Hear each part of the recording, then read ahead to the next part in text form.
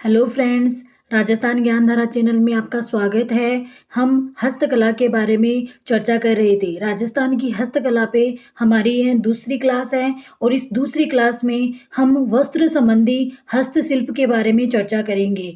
तो स्टार्ट करते हैं हमारी आज की क्लास, जिसमें हम वस्त्र से रिलेटेड हस्तकला यानी कि हैंडीक्राफ्ट के बारे में चर्चा करेंगे।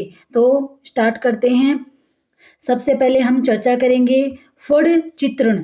फड़ चित्रण क्या होता है और ये कहाँ का प्रसिद्ध है और इसके फेमस जो कलाकार हैं वो कौन कौन से हैं, कौन से अवार्ड मिले हैं, उन सब के बारे में हम डिटेल से चर्चा करेंगे, केवल उन्हीं फैक्ट्स पे जो एग्जाम के पॉइंट ऑफ व्यू से इम्पोर्टेंट है।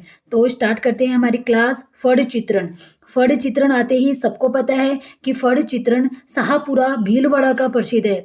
ये शाहपुरा वही है जहाँ पे केसरी सिंह बारठ का जन्म हुआ था और वहाँ पे केसरी सिंह बारठ का पैनोरमा भी बनाया जा रहा है। तो जो फड़ चित्रण है वह शाहपुरा भीलवाड़ा का फेमस है।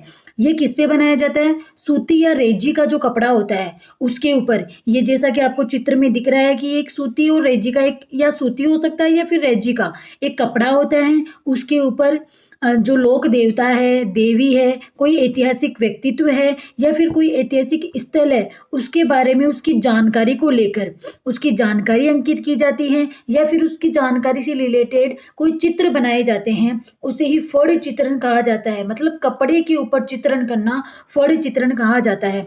फड़ चित्रण में अकीक पत्थर जिसे गोमेद पत्थर भी कहा जाता है, उसका प्रयोग किया जाता है। और ये पत्थर मिलता कहाँ है? ये कच्छ गुजरात में भुज नामक स्थान पर पाया जाता है। तो फड़ चित्रण शाहपुरा भीलवाड़ा का फेमस है। फड़ क्या होता है? रेजी के कपड़े पर जो प्रसिद्ध लोक देव देवता या व्यक्तित्व है या कोई स्थल है उसकी जानकारी अंकित की जाती है, उसका चित्रण किया जाता है और इसमें अकीक या गोमेद पत्थर का प्रयोग किया जाता है जो कि कच्छ गुजरात का फेमस है।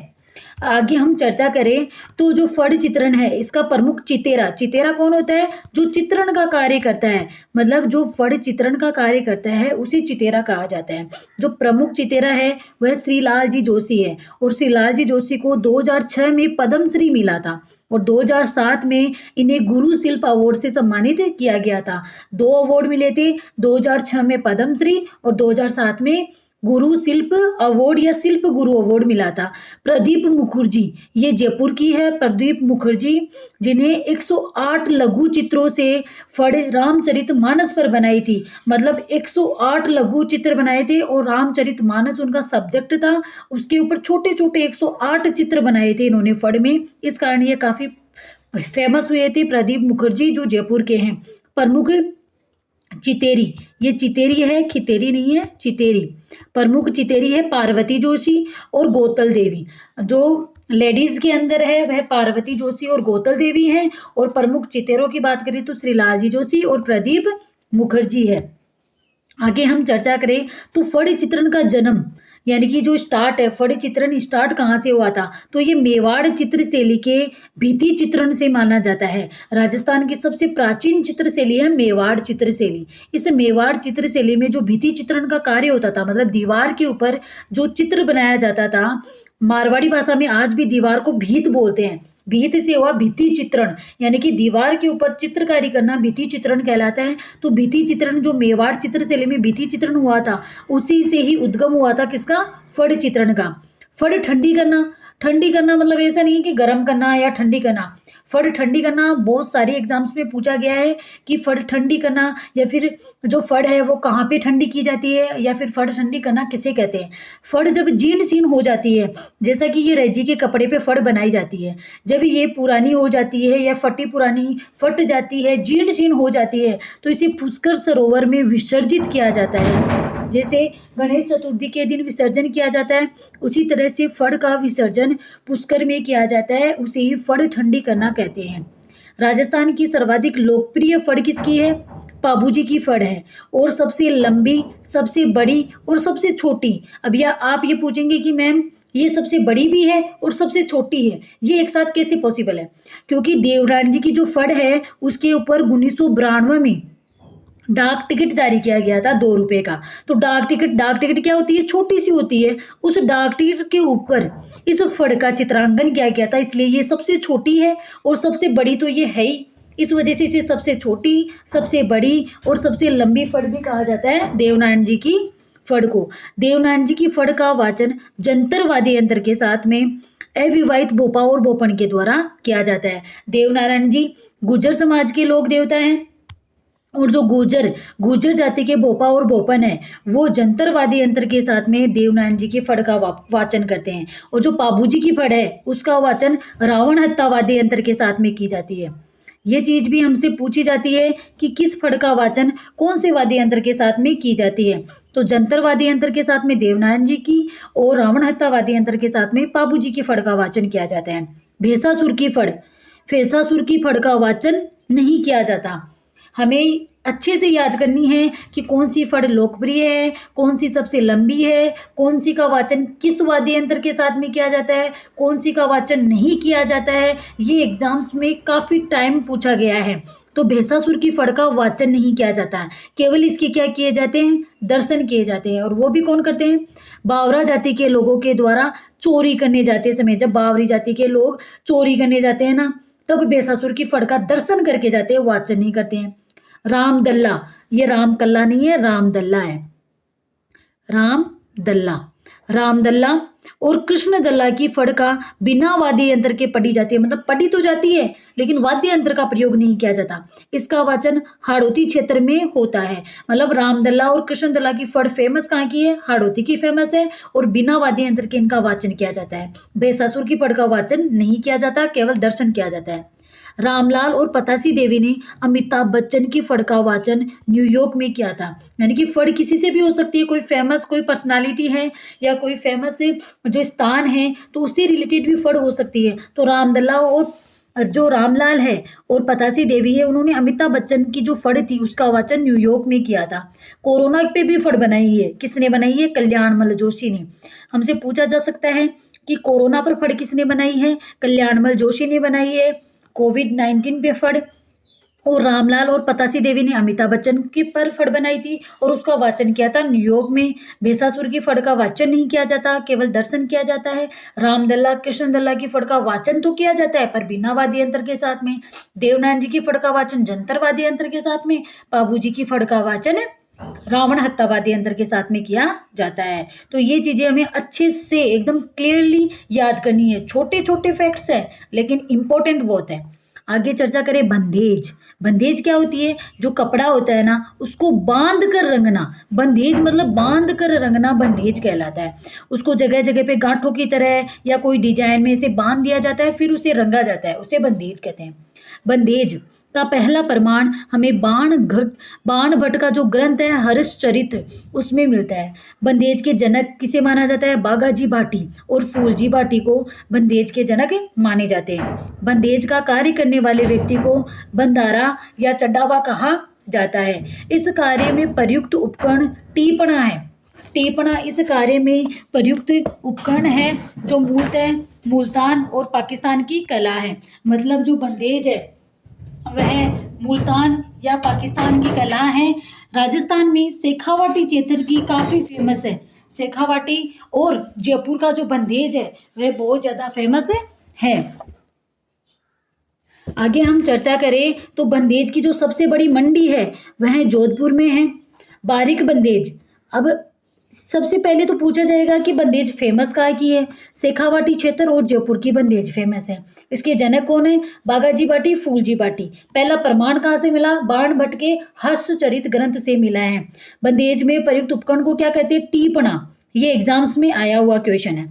बारीक बंदेज, अब कौन सी बंदेज कहाँ की फेमस है, बारीक बंदेज सवाईमाधोपुर की फेमस है।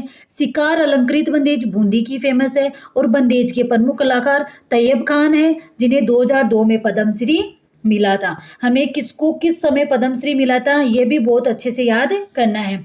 लहरिया, लहरिया जो सावन में पहना जाता है, मतलब ऐसी ऐसी सुंदर सुंदर डिजाइन्स होती है कलर में, उसी लहरिया कहा जाता है। और लहरिया कहाँ का फेमस है? जयपुर का फेमस है। सतरंगी लहरिया मतलब 7 रंग की जो लकीरें होती है उनमें 7 रंग का प्रयोग किया जाता है, उसी सतरंगी लहरिया कहा जाता है। स से 7, स से सुजानगढ़, सतरंगी लहरिया सुजानगढ़ चूरू का फेमस है।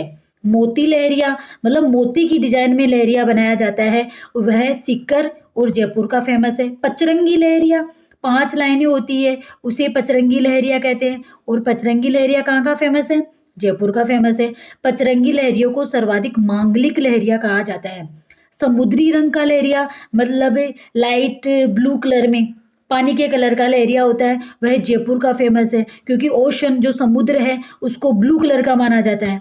तो जो लाइट ब्लू कलर है उसका जो लहरिया होता है वह समुद्री रंग का लहरिया, वह जयपुर का फेमस है। मोटड़ा, अब मोटड़ा क्या होता है? मोटड़ा जोधपुर का प्रसिद्ध है। मोटड़ा होता क्या है? लहरिया तो क्या होता है?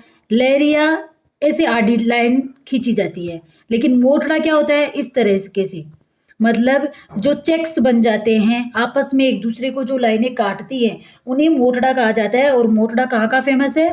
जोधपुर का फेमस है। अब बावरा क्या होता है? ये एक एक वर्ड है, लेकिन एग्जाम्स के पॉइंट ऑफ व्यू से काफ़ी फेमस है, क्योंकि आजकल ये ट्रेंड चला है एग्जाम्स में कि हमसे जो राजस्थानी शब्दावली है वह पूछते हैं। तो कभी बार पूछ ले कि बावरा क्या होता है, तो ये पचरंगी 5 रंग का साफा होता है बावरा। धनक या धान का, धनक्या वो छोटा सा तौलिया टाइप में होता है वाइट कलर का, या आजकल जो भगवा कलर का चला है उनको धानक्या बोलते हैं, या साफे को भी धनका बोला जाता है। ये बूंदी का फेमस है। साफा या पगड़ी ये जोधपुर का फेमस है। अब कंफ्यूज ये है कि भाई साफा किसे कहते हैं और पगड़ी किसे कहते हैं, या फिर क्या दोनों एक ही होते हैं? नहीं, साफा अलग होता है और पगड़ी अलग होती है।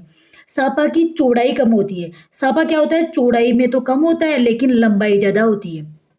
पगड़ी क्या होती है? पगड़ी चौड़ाई में ज़्यादा होती है और इसकी लंबाई कम होती है, मतलब पगड़ी चौड़ी होती है और साफा कम चौड़ा होता है। नोट क्या है? इंपॉर्टेंट बात है, जोधपुर का जो बंद गले का कोट है उसे राष्ट्रीय पोशाक का दर्जा दिया गया है। काफ़ी इंपॉर्टेंट क्वेश्चन है कि जोधपुर का जो बंद गले का कोट है उसे राष्ट्रीय पोशाक का दर्जा दिया गया है। आगे हम चर्चा करें तो गोटा। गोटा क्या? गोटा खंडेला, सीकर, भिनाई, अजमेर और जयपुर का फेमस है। एकदम पर्टिकुलर ये जगह है, 2-3 बार रिपीट करोगे तो अच्छे से दिमाग में बैठ जाएगा कि गोटा खंडेला, सीकर का, भिनाई, अजमेर और जयपुर का फेमस है। रंग कैसा होता है? पीला होता है। गोटा बनाने वाले व्यक्ति को लीलागर, लीलागर, घर नहीं है ये, गर है, लीलागर या नीलगर या रंगरेज कहा जाता है। गोटा बेचने वाले व्यक्ति को बिसायती कहा जाता है। गोटे के प्रकार लपा लपी, बीजिया, चंपाकली, जरदोजी, किरण, लहर, मुकेश, गोकरू। यानी कि लपा लपी पूछ ले, बीजिया तो फिर भी बता देते हैं लोग। लपा लपी, चंपाकली, किरण, लहर, मुकेश, गोकरू ये सब किसके प्रकार है? ये क्वेश्चन बहुत बार पूछा गया है, तो ये गोटे के प्रकार है। लपा क्या होता है? लपा चौड़ा गोटा होता है, लपी कम चौड़ा गोटा होता है। बीजिया फूल आकृति का गोटा होता है, मतलब फूल की तरह इस प्रकार का सा गोटा होता है बीजिया। चंपाकली, चंपाकली बेल नुमा गोटा होता है, इसे बेल बनाई होती है वो चंपाकली गोटा होता है। जरदोजी किनारे पे लगाए जाते हैं, जो पहले पुराने जमाने में जो औरतों की दुल्हन की जो पोशाक होती थी उसके ऊपर किनारों पे जो वर्क होता था वो जरदोजी का होता था। किरण घूंघट के ऊपर जो मोटा सा गोटा होता है उसे किरण कहते हैं। लहर हो गया, मुकेश, गोखरू ये सभी क्या है? ये गोटे के प्रकार है। अभी आगे हम चर्चा करें तो बातिक का कार्य। बातिक का कार्य खंडेला, सीकर का फेमस है। अब बातिक का कार्य होता क्या है? कपड़ा प्लस मोम, यानी कि ये कपड़ा हो गया, कपड़े को मोम से कपड़े के ऊपर अच्छे से मोम लगाया जाता है, फिर उसके ऊपर चित्रकारी की जाती है, उसे बातिक का कार्य कहते हैं। प्रमुख कलाकार कौन है? R.B. Raizada. Umesh Chandra Sharma master of craftsman 1984 में प्रशिक्षक नियुक्त किया गया था। यानी कि जो उमेश चंद्र शर्मा है उन्हें प्रशिक्षक नियुक्त किया गया था 1984 में, और इन्हें मास्टर ऑफ क्राफ्टमैन कहा जाता है। आगे हम चर्चा करें तो प्रिंट का कार्य। प्रिंट क्या होता है? कपड़े के ऊपर जो छप्पे मतलब ठप्पे होते हैं ना, उनसे प्रिंट की जाती है, उसे प्रिंट कहते हैं। कपड़ों पर छपाई का कार्य किया जाता है, मतलब अलग अलग डिजाइन के ठप्पे होते हैं उनको लगा के। अजरक प्रिंट, मलेर प्रिंट, ये अजरक प्रिंट बालोतरा बाड़मेर की, और मलेर प्रिंट भी कहाँ पे है, बाड़मेर की प्रसिद्ध है।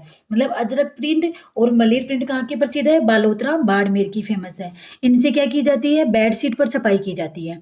अजरक प्रिंट में लाल और नीले रंग की प्रधानता में कपड़े के दोनों तरफ, मतलब जो कपड़ा है उसके दोनों साइड लाल यानी रेड कलर और ब्लू कलर की प्रधानता में छपाई की जाती है। और मलीर प्रिंट में काला और कत्थई, कत्थई कौन सा होता है, ग्रे कलर, और ब्लैक, ब्लैक कलर और ग्रे कलर है उसके प्रधानता में, यानी कि रेड और ब्लू किसमें, अजरक प्रिंट में, और ब्लैक और कत्थई कलर यानी कि ग्रे कलर किसमें आती है, एक तरफ इसमें छपाई की जाती है। मतलब मलीर प्रिंट में क्या होता है, कपड़े के एक तरफ छपाई की जाती है और कलर कौन से होते हैं, black and grey. Ajrak print में कपड़े की दोनों साइड छपाई की जाती है और कलर कौन से होते हैं, रेड एंड ब्लू। आगे हम चर्चा करें तो आगे इस फोटो में देखो, ये तो है अजरक प्रिंट जो कपड़े के दोनों साइड है, और जो रेड कलर वाली है ये है मलीर प्रिंट जो केवल एक साइड है। आगे हम चर्चा करें तो है, एक होती है आजम प्रिंट और एक होती है जाजम प्रिंट। यह है छिपो का अकोला चित्तौड़गढ़ की फेमस है। छिपे मतलब छिपा परिवार के लोग रंगाई छपाई का कार्य करते हैं, इसलिए उनका जो कस्बा था, वो जो छोटा सा एक कस्बा था उसको छिपो का अकोला कहा जाने लगा। अकोला चित्तौड़गढ़ का है, वहाँ पे आजम प्रिंट और जाजम प्रिंट फेमस है।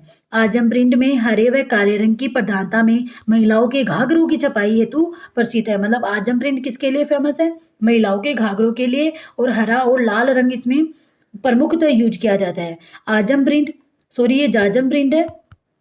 जाजम प्रिंट लाल रंग की प्रधानता में मांगलिक अवसर पर प्रयुक्त किए जाते हैं और मोटे वस्त्रों की छपाई की जाती है। जाजम प्रिंट में मोटे वस्त्रों की छपाई की जाती है और आजम प्रिंट में महिलाओं के घाघरों की छपाई की जाती है। एक होती है दाबू प्रिंट, हमने पढ़ा अजरक प्रिंट, मलेर प्रिंट ये बालोतरा बाड़मेर की फेमस है। आजम और जाजम प्रिंट ये छिपो का अकोला चित्तौड़गढ़ की फेमस है। एक होती है दाबू प्रिंट, यानी कि जो कपड़ा है उसको दाब कर रंगना, दाब कर यानी कि जिस जगह पे रंग नहीं चढ़ाना होता ना, उस जगह को किसी चीज से दाब देते हैं और बाकी कपड़े को रंग कर लिया जाता है, इसे कहते हैं दाबू प्रिंट। कपड़े को काला कर रंगना, यानी कि कपड़े को दबाकर, ये काला नहीं है, काल नहीं है, दबाकर रंगना दाबू प्रिंट कहलाता है। इसमें हरा, लाल, काला रंग सर्वाधिक प्रयुक्त किया जाता है और पुरुषों के वस्त्रों की छपाई हेतु विख्यात है। यानी कि दाबू प्रिंट हमें सीधा सीधा ये दाबू यानी कि दाब कर रंगना, रंग कौन से हैं, हरा, काला, लाल, ये सब रंग इसमें प्रयोग किए जाते हैं और किस काम में आते हैं, पुरुषों के कपड़ों की छपाई की जाती है। अब तो कौन सा दाबू कहाँ का फेमस है, तो इसमें अलग अलग प्रकार के दाबू है। मोम का दाबू सवाई माधोपुर का फेमस है। कागज का दाबू जायल नागौर का फेमस है। मिट्टी का दाबू बालोतरा बाड़मेर का फेमस है। गेहूं की बीधन का दाबू ये सांगानेर जयपुर का फेमस है। ये हमें एजिट ऐसे कैसे याद करने हैं। आगे फिर एक अलग प्रिंट है बगरू प्रिंट। बगरू प्रिंट बगरू जयपुर की फेमस है, ये नाम से आप अच्छे से याद कर लेंगे। कपड़े पर बेल बूटों की छपाई की जाती है। बगरू प्रिंट में क्या होते हैं, ऐसे बेल बूटे बनाए जाते हैं कपड़ों पे बेल बूटे बनाए जाते हैं, उसे क्या कहा जाता है, बगरू प्रिंट। ब से बगरू, ब से बेल बूटे और बगरू जयपुर की फेमस है। रंग कौन सा हो गया, लाल, काला, स्याही रंग इसमें प्रयोग किया जाता है। पीपुल जयकर की छिपा परिवार ने इस प्रिंट की शुरुआत की थी। ये पीपुल जो जयकर है उसका जो छिपा परिवार था उसने इस प्रिंट की क्या की थी, शुरुआत की थी। कहाँ से करी थी, बगरू जयपुर से। और 1976 से 1979 में बगरू प्रिंट का ये जो बगरू प्रिंट है उसका स्वर्ण काल माना जाता है। टाइपिंग में थोड़ी बहुत मिस्टेक हो रखी है तो आप एडजस्ट कर लेना, मैं करेक्शन करवा रही हूँ। बगरू प्रिंट का स्वर्णकाल माना जाता है 1976 से 1979। प्रसिद्ध कलाकार कौन है, राम किशोर छिपा है जिन्हें 2004 में पद्मश्री से नवाजा गया था। आगे हम चर्चा करें तो सांगानेरी प्रिंट नाम से फेमस है। सांगानेर जयपुर की फेमस है सांगानेरी प्रिंट। मलमली कपड़ों पर छपाई की जाती है। इस प्रिंट की प्रसिद्ध जो कलाकार है वह मुन्ना लाल गोयल, यानी कि जो इस प्रिंट को जो फेमस किया था, प्रसिद्ध किया था, किसने किया था, मुन्ना लाल जो गोयल थे, उन्होंने इसे क्या किया था, फेमस किया था। और प्रिंट में कार्य करने वाले जो व्यक्ति है नामदेवी छिपे कहलाते हैं।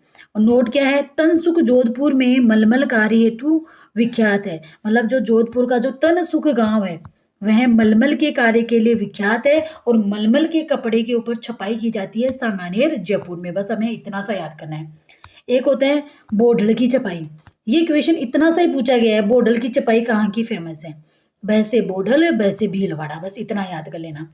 सुनहरी छपाई यानी कि गोल्डन, गोल्डन छपाई कहाँ की फेमस है? किशनगढ़ चित्तौड़गढ़ की फेमस है। दरी उद्योग, दरी उद्योग अपन ने शुरू में भी पढ़ा था। टाकला नागौर, लवाण दौसा और सालावास जोधपुर का फेमस है। ये हमें एग्जिट ऐसे नाम ही याद करने हैं। नमदे, नमदे टोंक और जयपुर के फेमस है। गलीचे जयपुर और टोंक के फेमस है। निर्माण ऊन को कूटकर, जो ऊन होती है उसको कूटकर गलीचे और नमदे बनाए जाते हैं। बीकानेर की जेल में जो कैदियों के द्वारा बनाए गए नमदे और गलीचे विदेशों में भी निर्यात किए जाते हैं। यानी कि जो नमदे और गलीचे, हमसे पूछा जाए क्वेश्चन कि नमदे कहाँ के फेमस हैं, और सपोज करो कि उसके ऑप्शन में टोंक और जयपुर दिया ही ना हो और वहाँ पे बीकानेर दिया हुआ हो, तो हमारा आंसर क्या होगा? बीकानेर।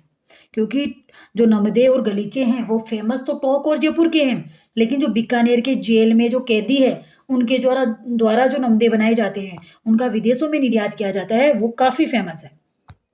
अब आती है कोटा डोरियो साड़ी, जो कैथून कोटा और मांगरोल बारां की फेमस है। उपनाम में बात करें इसे मलमली साड़ी कहा जाता है। राजस्थान की बनारसी साड़ी मसूरिया साड़ी से कहा जाता है। निर्माण कैसे किया जाता है? सिल्क रेशे से, यानी कि सूत, ऊन और प्लस मलमल, इन तीनों को मिलाकर इसका निर्माण किया जाता है, जिसे सिल्क रेशा कहा जाता है। इस साड़ी को अंतर्राष्ट्रीय स्तर पर पहचान वसुंधरा राज्य ने न्यूयॉर्क अमेरिका में कैटवॉक करके दिलाई थी और वसुंधरा राज्य को वुमेन टुगेदर अवार्ड 2007 से सम्मानित किया गया था। जैनब की साड़ियाँ, ये भी कोटा और बारां की फेमस है। यानी कि कोटा डोरियो साड़ी कैथून कोटा मांगरोल बारां, जैनब की साड़ियाँ कोटा बारां। आगे हम चर्चा करें तो पानी, पाने क्या होते हैं? जैसे कोई कागज हो गया, कागज के ऊपर हम जो मार्केट से लेके जाते हैं, दीपावली है, दीपावली में हम बोलते हैं लक्ष्मी जी का पाना देना, क्योंकि उसके ऊपर माता लक्ष्मी का चित्रांकन होता है, उसे बोलते हैं पानी। पाने सांगानेर जयपुर के फेमस है। कागज के ऊपर देवी देवताओं का चित्रांकन करना, कागज का सर्वाधिक कार्य कहाँ पे किया जाता है? सांगानेर जयपुर में किया जाता है। एशिया की सबसे बड़ी पेपर प्रिंट मिल सांगानेर में है। राष्ट्रीय कागज, ये कागज है यहाँ पे लिखा हुआ, यहाँ पे कागज है। कागज हस्तशिल्प संस्थान कहाँ पे है? सांगानेर। मतलब कागज से रिलेटेड जो भी बड़ी बड़ी, चाहे प्रिंट मिल हो या हस्तशिल्प संस्थान हो या पाने हो, वो सांगानेर जयपुर के फेमस है। राज्य का एकमात्र स्ट्रोथोड कारखाना कहाँ पे है? कोटा में है। मतलब पाने कहाँ के फेमस है, हमें इतना याद करना है, सांगानेर जयपुर के फेमस है।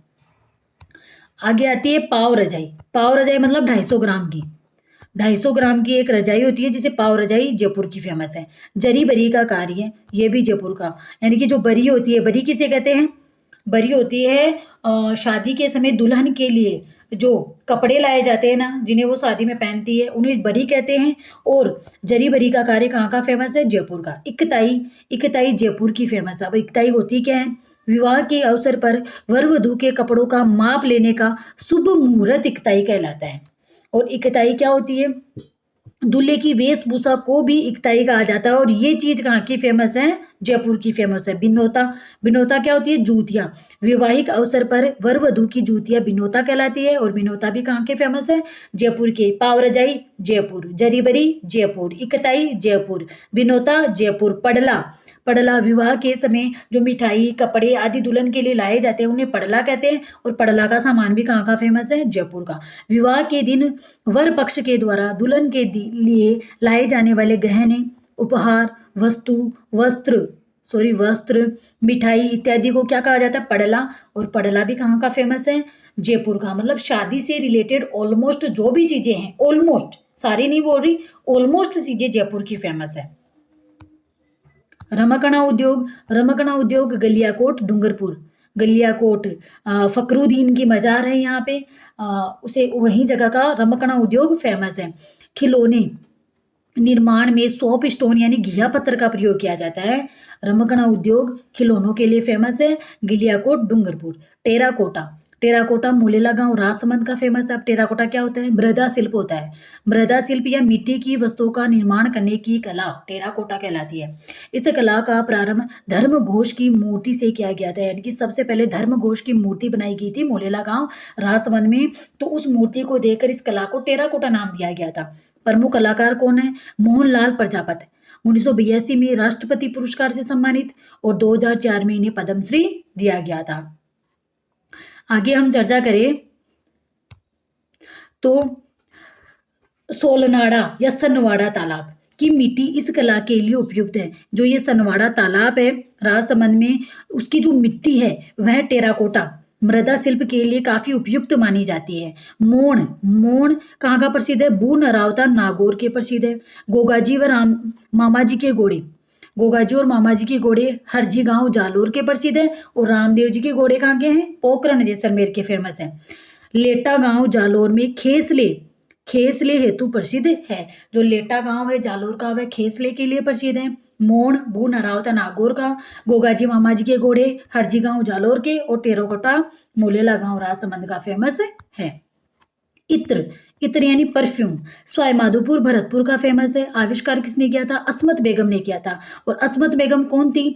जो जहांगीर की पत्नी थी नूरजहां, उसकी माता थी अस्मत बेगम। इन्होंने क्या किया था? इत्र का आविष्कार किया था सवाई माधोपुर भरतपुर। निर्माण किसे किया जाता है? खस घास से किया जाता है। सूंगनी या नसावर ये ब्यावर अजमेर की फेमस है। तलवार सिरोही की फेमस है। बंदूक पुष्कर अजमेर और जयपुर की फेमस है। खेल के सामान गंगानगर और हनुमानगढ़ के फेमस है। रेडियो, टीवी, छत्ता, अन्य इलेक्ट्रॉनिक उपकरण फालना पाली का फेमस है। आगे देखो तोड़ियाँ क्या होती है? ये धौलपुर के फेमस है। पाइजेब का प्रकार होता है। धौलपुर में नकली जेवर बनाने की कला को ज्वाला कहा जाता है। मतलब है जो नकली पाइजेब बनाई जाती है, डुप्लीकेट, चांदी की गोल्ड की नहीं, डुप्लीकेट जो पाइजेब बनाई जाती हैं उन्हें तोड़िया कहा जाता है। और ये धौलपुर की फेमस है। एक होता है टोडियो क्या होता है? ऊँट का बच्चा होता है, उसे टोडियो कहते हैं। लकड़ी के झूले जोधपुर के फेमस है। लकड़ी के खिलौने उदयपुर के फेमस है। झूला पूछे तो झूला कहाँ का फेमस है? जोधपुर का फेमस है। और वहीं खिलौने पूछ ले तो खिलौने कहाँ के फेमस है?